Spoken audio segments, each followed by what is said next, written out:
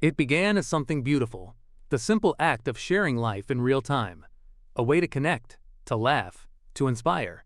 From gamers and singers to everyday dreamers, millions went live, inviting strangers into their world with the tap of a button. A generation was born that didn't just watch, it experienced NBUT somewhere along the way. The light of connection began to cast darker shadows. What started as innocent entertainment soon blurred into obsession. The race for views, likes, and donations turned once ordinary people into digital performers, and sometimes into victims. Live streaming promised authenticity. It offered fame to anyone brave enough to show their life unfiltered. But for a few unlucky souls, that openness became their undoing. The internet's gaze, once comforting, became relentless. When the cameras rolled, there was no edit, no second take, and sometimes no turning back. The power of live lies in its immediacy. It's raw, unpredictable, real. But that same immediacy can also be deadly. Over the last decade, the world has witnessed unimaginable moments. The collapse of a performer mid-song, a sudden cry for help, a horrifying accident no one could stop in time. And because it was live, millions watched it happen, helplessly. And among these tragedies, a handful of stories stand apart, stories that left entire nations speechless, social media in mourning, and humanity questioning the cost of digital fame.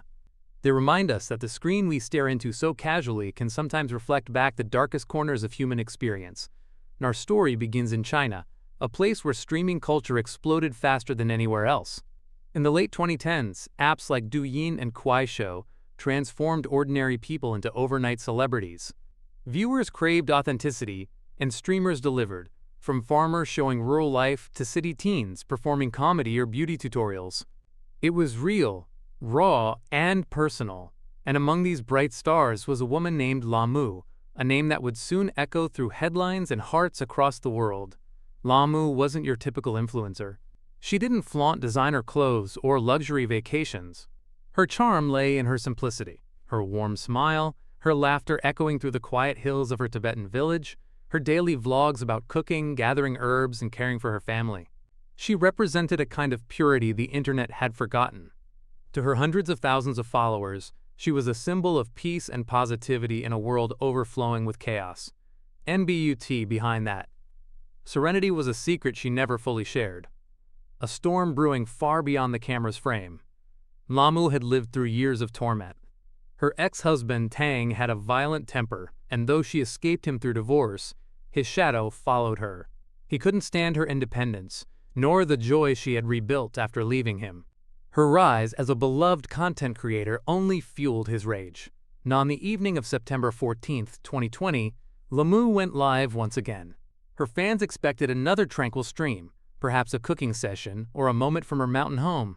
But what followed was something so horrific, so unimaginable, that it shook the nation to its core.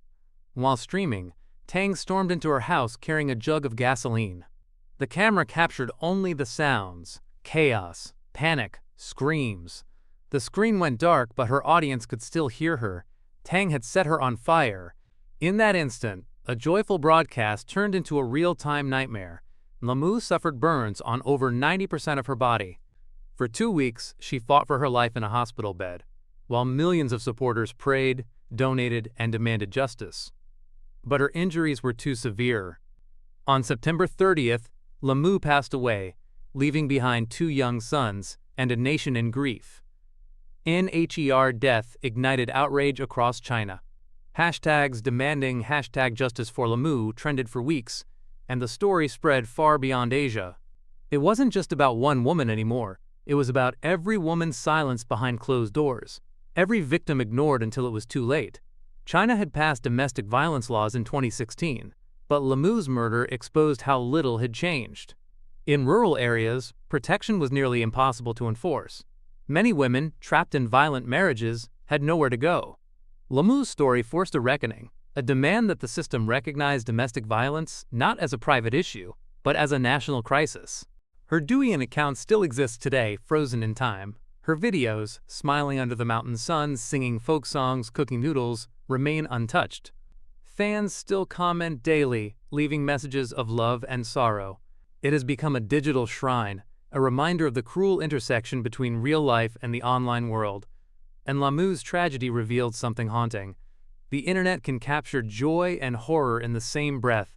For her followers, the realization was devastating, that someone who brought them light could be consumed by darkness so suddenly, so publicly. And as the world mourned her, a chilling truth began to emerge. Lamu was not alone. She was only the first in a chain of disturbing incidents that would unfold in the years to come. Moments when the screen didn't just entertain, it bore witness to death itself. From a Russian trash stream that turned lethal to a teenage rapper whose final seconds were broadcast to thousands, the following stories remind us just how thin the line is between performance and peril. Because when life itself becomes content, tragedy is only ever one click away. He wasn't famous, he wasn't rich. In fact, that was part of the reason people loved him. To his small corner of the internet, Yuri Duchetskin, affectionately called Grandpa, was the kind of man who made viewers smile with his harmless humor and humble demeanor. But behind those smiles, a darker game was being played, one that would expose how far people are willing to go for money, attention, and cruel entertainment. In January 2021, a YouTube channel in Russia called First Step was growing fast. But this wasn't your average live stream channel. It specialized in what came to be known as, quote, trash streams. The formula was simple: find vulnerable people, often struggling with poverty or addiction, and humiliate them on camera while viewers paid to watch. Donations weren't just support, they were commands. For a few rubles, viewers could make someone drink, strip, fight, or perform degrading stunts. The more shocking it was, the more money the hosts made. And at the center of one particular stream was Yuri, a 60-year-old man who had become a sort of mascot for the show. He wasn't dangerous or aggressive, he was lonely. A man past his working years with little to his name and few people left to care about him. When First Step approached him, they promised easy money, food, drinks, and fun. All he had to do was appear on camera, laugh, and follow instructions. And at first, Yuri seemed to enjoy the attention. The comments poured in, some mocking, others oddly affectionate. "Go, Grandpa. Take another shot. You're a legend." They laughed with him, or so it seemed. But the truth was far uglier. And on one cold night in January, the livestream began as usual. The hosts, already drinking heavily, encouraged Yuri to have some fun. Bottles of vodka lined the table. Someone joked that viewers would donate more if Grandpa could outdrink them all. The chat exploded, hundreds of laughing emojis, money rolling in faster than ever. Yuri, eager to please, began drinking glass after glass. And as the stream continued, the atmosphere shifted from amusement to discomfort. His speech slurred, his hands trembled. But the hosts didn't stop. They cheered him on. "Come on, Grandpa, one more for the fans," one shouted. The donations kept flashing across the screen, tiny bursts of digital currency that bought real human suffering. And after nearly an hour, Yuri leaned back in his chair, his eyes unfocused. His breathing slowed. Then, mid-sentence, he collapsed. The room fell silent. One of the hosts laughed nervously, thinking he was joking. But the seconds stretched. The camera kept rolling. In the chat, panic began to spread. Some viewers pleaded, "Call an ambulance!" Others still sent donations, making sick jokes. The hosts hesitated, unsure whether to end the stream or keep it going. In a horrifying display of apathy, they continued filming, even moving the camera closer to Yuri's lifeless body. And by the time paramedics arrived, it was too late. Yuri was dead, his body unable to handle the massive amount of alcohol forced upon him. The stream, however, remained online for hours before being taken down. Thousands had watched a man's final moments unfold in real time, many without realizing the gravity of what they were seeing. News of Yuri's death spread quickly across Russian media. Viewers who once laughed now expressed shock and disgust. Government officials condemned First Step, calling for stricter regulation of live content. A criminal investigation was launched, and the hosts faced charges for negligence and exploitation. But the damage was irreversible. Yuri's death had been broadcast for the world to see, and the internet never forgets. And in the aftermath, trash streaming became a national scandal. People began asking hard questions. Who was truly to blame? The hosts, who pushed him beyond his limits. The viewers, whose donations turned cruelty into entertainment. Or the system itself, that allow desperation to be monetized in the first place? Yuri's story is a chilling reflection of what happens when empathy is replaced by spectacle. The camera doesn't care who suffers. It only rewards those who keep the audience watching. And in the end, Yuri became exactly what the internet had made him. Content NHI's death serves as a reminder that not all fame is chosen, and not every viral moment is worth the cost. Behind every trending stream may lie a tragedy waiting to unfold, one that no one will stop watching until it's far too late. High above the noise of Jiangxi province, Xiao stood in the sky, literally. For most people, the idea of being hundreds of feet off the ground, swaying with the wind, would be terrifying. But for Xiao, a 23-year-old crane operator, it was her daily reality and her stage. NSHE wasn't a celebrity in the traditional sense. She didn't walk red carpets or appear in magazines. Her fame came from something far more humble. Her honesty, her work ethic, and her courage to show the world what it meant to build a life with your own hands. Non-Douyin, China's version of TikTok, Xiao's videos stood out. While many streamers flaunted wealth or filters, she gave viewers something else: truth. Her days began before sunrise. Climbing into the massive metal skeletons of half-built skyscrapers, the city spread out beneath her. She filmed herself tightening bolts, guiding loads of steel, wiping sweat from her brow with a grin that said, "This is my world." NHER followers admired her for breaking stereotypes. In a country where construction work was seen as a man's job, Zhao proved otherwise. She wasn't trying to be famous. She just wanted people to see the strength and pride behind blue-collar work. Her quiet determination resonated. By 2021, she had thousands of loyal fans, people who cheered her on every day as she balanced between clouds and concrete. NBUT fame, even accidental fame, has a way of inviting danger. The more people watched, the more she pushed herself to deliver. Her videos became bolder. Higher climbs, tighter angles, riskier shots. Fans loved it. Xiao, humble as she was, never wanted to disappoint them. Then came July 20, 2021. NTHAT morning, she posted a cheerful clip, a wide smile, a peace sign to the camera, and the caption, "Another beautiful day up high." She was working on a massive crane above a new development site. The view was breathtaking, clear skies, sunlight glinting off the steel beams. But within hours, that serenity would shatter. And during her final stream, Xiao set up her phone to record as usual. She climbed into position, chatting casually with her audience.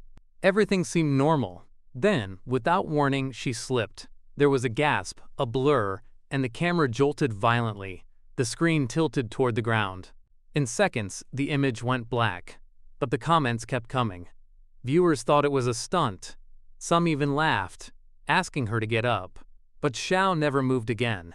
When emergency responders arrived, she was gone. She had fallen 160 feet from her crane, a fatal fall witnessed by thousands online. News of her death spread quickly across Chinese social media. Fans were devastated. Many couldn't accept it. They rewatched her final clips over and over, searching for clues, trying to understand how someone so careful, so strong, could have met such an end. Rumors swirled. Some accused her of taking unnecessary risks for views. Others blamed the companies she worked for, arguing that safety protocols were often ignored in favor of deadlines. But Xiao's family rejected those claims. She had always been cautious, they said. This wasn't recklessness, it was tragedy. A momentary slip in an unforgiving place. What made Xiao's death even more haunting was how intimate it felt. Her followers had come to see her as a friend, a sister, and inspiration. Watching her journey cut short on the same platform where she once celebrated life was unbearable. NFOR a brief time, her page turned into a memorial. People left comments thanking her for showing that hard work could be beautiful. Others warned about the cost of chasing validation online. Her story became part of a growing conversation in China about safety, labor, and the pressure of content creation. Nao's life wasn't defined by her death. It was defined by her courage. But her final moment, broadcast for the world to see, serves as a haunting reminder of how fragile that courage can be when the lens never stops recording. Because on the internet, even a single slip, literal or figurative, can become immortal. He called himself Rio Honcho, a name that carried swagger, ambition, and the hunger of a young man who believed his voice could change his life. To his fans, he was more than just a rapper. He was a story in motion, a symbol of youthful confidence and unshakable energy. But behind that charisma was a teenager still figuring out who he was and how dangerous his world had quietly become. Raleigh Freeman III grew up in Virginia with big dreams and bigger lyrics. At just 17 years old, he had already carved a space for himself in the growing underground rap scene. His songs on Spotify were gaining traction, his Instagram following was climbing toward 30,000, and local fans were convinced he was next in line to blow up. His verses were raw, stories of survival, ambition, and pain, and they resonated with a generation searching for meaning in the chaos of social media fame. NBUT Rio wasn't living in a mansion or surrounded by bodyguards. He was still a kid from the neighborhood, making music in his room and going live from his phone like millions of others his age. It was that authenticity, that mix of bravado and vulnerability that made him magnetic. Every time he went live, his followers flooded in to hear his jokes, his freestyles, his dreams. Then came May 16, 2024, the day that changed everything. NTHAT afternoon, Rio went live on Instagram like he had dozens of times before. He was laughing, talking casually, showing off a handgun, a symbol of status in the culture he grew up around. For him, it wasn't about violence, it was about image. Guns had become props in hip-hop culture, tokens of toughness and survival. But what Rio didn't realize was that the line between image and reality can disappear in a heartbeat. Viewers watched as he waved the gun around, smiling, pretending to flex with it. It had a laser and flashlight attachment. Sleek, polished, intimidating. He looked into the camera, the chat lighting up with excitement and comments. "You wild, Rio," one said. "Careful with that thing," warned another. But in the rush of adrenaline, Rio wasn't thinking about consequences. NHE pointed the gun toward himself, laughing. Maybe to show it wasn't loaded, maybe to tease the chat. Then, in one horrifying instant, a loud bang echoed through the stream. The screen jolted. Viewers screamed in the comments. The camera fell, capturing only chaos. Rio Honcho had accidentally shot himself in the head. Live, news of the tragedy spread within hours. His followers were in shock. Many didn't believe it was real until local reports confirmed it. The boy they'd just watched laughing moments ago was gone. His mother, Monica Savage, devastated and trembling, would later tell reporters that her son had been a good kid who made a terrible mistake. NTHE pain rippled through his community. Vigils were held, murals painted, songs written in his memory. A GoFundMe was created to support his funeral, reaching its goal within days as fans, friends, and even strangers poured in donations. They didn't just mourn his death, they mourned what he could have been. Rio's passing reignited a national conversation about gun safety and the dangers of glorifying firearms online. Experts pointed out how social media had turned weapons into symbols of fame and status, often in the hands of kids too young to understand their power. The line between performance and reality had blurred beyond recognition, and Rio became its most tragic example. What made his story even more heartbreaking was how ordinary it seemed. He wasn't doing anything shocking or violent, just trying to entertain, to play the part of a confident young artist. But in the world of live streaming, even the smallest lapse in judgment can become fatal. Rio's death wasn't just another statistic, it was a cultural warning. It showed how easily young creators, desperate to impress and connect, can slip into irreversible danger. One careless moment, one trigger pull, and a life filled with dreams, rhythm, and potential ended before it could even begin. And as his final stream circulated across the internet, people couldn't help but confront a grim question. How many more Rios are out there, performing for an audience that might one day witness their last breath? When Pan Xiaoting first appeared on camera, she seemed unstoppable. A bubbly, charming young woman whose laughter could light up an entire stream. To her fans, she was the definition of fun. Someone who could make eating a mountain of food look effortless and entertaining. In the competitive world of mukbang, where creators live stream themselves devouring massive meals, Pan wasn't just another face, she was a rising star. But behind her cheerful grin lay an invisible battle that would push her body and spirit far past the breaking point. And born in China's Sichuan province, Pan began streaming in her early 20s. She had a natural charisma, wide-eyed, funny, full of energy, and viewers loved her for it. Her streams were casual, yet mesmerizing. Enormous platters of spicy noodles, fried chicken, seafood towers, all consumed with contagious enthusiasm. It wasn't just about food, it was about connection. Fans said watching her eat made them feel less alone. NBUT, as her popularity grew, so did the pressure. Mukbang was no longer just a quirky trend. It had become an all-out competition for views, donations, and sponsorships. The more outrageous the portion, the higher the audience count. Soon, Pan found herself trapped in a dangerous cycle of excess. Each new video had to be bigger, bolder, and more extreme than the last. And at first, she managed it. Her stamina was incredible. Her body seemed to defy logic, but privately, she began to struggle. Her digestive system was failing under the strain. Doctors warned her to stop. She was hospitalized several times for internal bleeding and stomach tears, yet each time she recovered, she went straight back to streaming. She couldn't afford to disappear. In the online world, fading from relevance could mean financial ruin. NBY mid-2024, Pan's audience had grown to hundreds of thousands. Brands courted her. Donations poured in.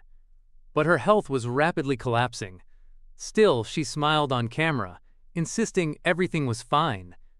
"I'm strong," she told fans once. "I can handle it." And on July 14, 2024, she scheduled one of her biggest live streams ever, a marathon eating challenge meant to celebrate her channel milestone. The table before her looked surreal. Piles of meat, dumplings, cakes, noodles, nearly 22 pounds of food. Viewers flooded the chat with heart emojis and encouragement. "You've got this, queen. You're unbeatable." NFOR the first hour, she kept the energy high, laughing and chatting between bites. But as time passed, her pace slowed. Sweat beaded on her forehead. Her breathing became labored. Still, she refused to stop, afraid to disappoint her fans. At one point, she whispered, "Just a little more," forcing down another plate.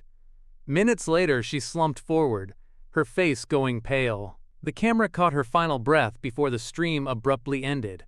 When paramedics arrived, Pan was gone. The autopsy revealed what her doctors had long feared. Her stomach had ruptured from extreme overeating, causing fatal internal bleeding. She was only 24, and news of her death swept across Chinese media and the international internet within hours. Fans were heartbroken, leaving thousands of comments beneath her last video. Some blamed themselves for encouraging her. Others blamed the industry that rewarded self-destruction with fame. Hashtags like #GripAnxiating and #MukbangCrisis trended for days. Authorities condemned the reckless culture of binge-eating streams. In fact, China had already introduced anti-food waste laws banning such performances, but enforcement was lax. Many creators, like Pan, continued in secret, often under contract pressure or out of fear of losing their audience. Her death forced the conversation back into the spotlight, revealing how profit-driven platforms had turned human endurance into digital spectacle. Pan's story became a symbol of the internet's cruel paradox. The very audience that loved her also demanded the extremes that destroyed her. Her final moments weren't an act of entertainment. They were a silent cry for help that no one recognized in time. Today, her old videos remain online, millions of views frozen in time, each one a reminder of the cost of chasing digital perfection. In the endless scroll of content, her laughter still echoes, cheerful, bright, and heartbreakingly unaware of what was coming. And somewhere between those clips of joy and tragedy lies the uncomfortable truth. On the internet, even the most ordinary act, eating, can become deadly when turned into a performance. Fame. It glitters, it blinds, and it consumes. For centuries, humanity has worshipped its glow, the applause, the lights, the validation. But in today's digital age, fame has mutated into something more dangerous, more seductive, and infinitely more fleeting. For those who chase it, the climb can feel intoxicating, and the fall utterly devastating. The deaths of performers like Michael Anthony, Tommy Cooper, Pan Zhaoting, and countless others serve as haunting reminders of what happens when the spotlight becomes a trap rather than a dream. The modern world doesn't just celebrate fame, it demands it. Social media has turned everyone into a potential performer, a product for public consumption. Algorithms reward shock, excess, and vulnerability. The more extreme, the better. To stay relevant, creators must constantly feed the machine, pushing their bodies, minds, and morals to the edge. For some, like Pan Xiaoting, it was the pressure to outdo herself that literally killed her. For others, like Michael Anthony, it was the unrelenting emotional toll of trying to maintain an image that was no longer sustainable. Behind every viral clip or trending video lies a person fighting an invisible war, one against exhaustion, loneliness, and self-doubt. Fame magnifies everything. Your best moments become immortal, but so do your worst. The internet never forgets, and it never forgives. Every stumble, every controversy, every rumor becomes public property. The audience that once cheered for you now becomes your harshest critic. And when the applause fades, silence can feel like death itself. And psychologists have long warned about the fame addiction, the neurological cycle where public attention triggers dopamine highs similar to drugs. The moment it's gone, the crash is brutal. This creates a dependency, a desperate hunger for validation. For musicians, actors, or online creators, that means going to greater and greater lengths to keep people watching, even if it means destroying themselves in the process. Take Tommy Cooper, for instance, the legendary British comedian who literally died on stage, mid-performance, while the crowd laughed, thinking it was part of his act. That moment, captured on live television, remains one of the most chilling examples of the blurred line between performance and tragedy. Or consider Michael Anthony, whose emotional collapse after decades of creative tension and unspoken pain within Van Halen revealed how the human heart can only bear so much pressure before it breaks. These are not isolated tragedies. They are symptoms of a culture that values entertainment over empathy. When someone collapses under the weight of expectation, we often frame it as unfortunate or tragic, but rarely as a collective failure, a reflection of the audience, the industry, and the system that rewards suffering with attention. And yet, amidst this darkness, there are lessons, painful but necessary. First, fame is not the same as fulfillment. The two often diverge in the cruelest ways. Many of those who achieved global recognition found themselves emptier than before. True fulfillment comes from purpose, not applause. It's quiet, steady, and deeply personal, the opposite of what fame demands. Second, boundaries are not weakness, they are survival. In a culture that glorifies constant sharing and relentless productivity, saying no is an act of rebellion. Pan Xiaoting couldn't say no to sponsors, to fans, or to the pressure of staying relevant. And it cost her everything. Had she stepped back, even once, perhaps her story would have ended differently. And third, audiences must take responsibility. Every click, every share, every comment fuels the system. We shape what the internet becomes. When we celebrate recklessness, we invite tragedy. When we reward vulnerability with cruelty, we kill authenticity. The next time someone performs at the edge of collapse, we need to ask ourselves, are we watching art, or are we watching self-destruction? In the aftermath of Pan Xiaoting's death, thousands of fans expressed guilt, realizing their support had unknowingly encouraged her downward spiral. The same reflection echoed after other public breakdowns, from pop stars to YouTubers, as people began to understand that fame isn't a one-sided phenomenon. It's a mirror, reflecting both performer and viewer. But change is possible. Conversations about mental health, creator burnout, and digital ethics are becoming louder. Some platforms are introducing limits on extreme content, while others are funding wellness programs for creators. Still, progress remains slow, because at its core, the internet runs on attention, and attention thrives on chaos. What we must remember is this: behind every screen there's a heartbeat. Behind every smile there may be pain. Behind every flawless performance there's a person who might be breaking. NTHE stories of these fallen stars, from musicians who died on stage to streamers who lost themselves online, serve not as cautionary tales to fear fame, but as wake-up calls to redefine it. Fame should never cost one's humanity. The goal should not be to be seen by everyone, but to be known, truly known, by a few who see you for who you are, not what you perform. And maybe if we start to value authenticity over spectacle, empathy over entertainment, and wellness over work, we'll stop losing so many bright souls to the shadows of their own spotlight.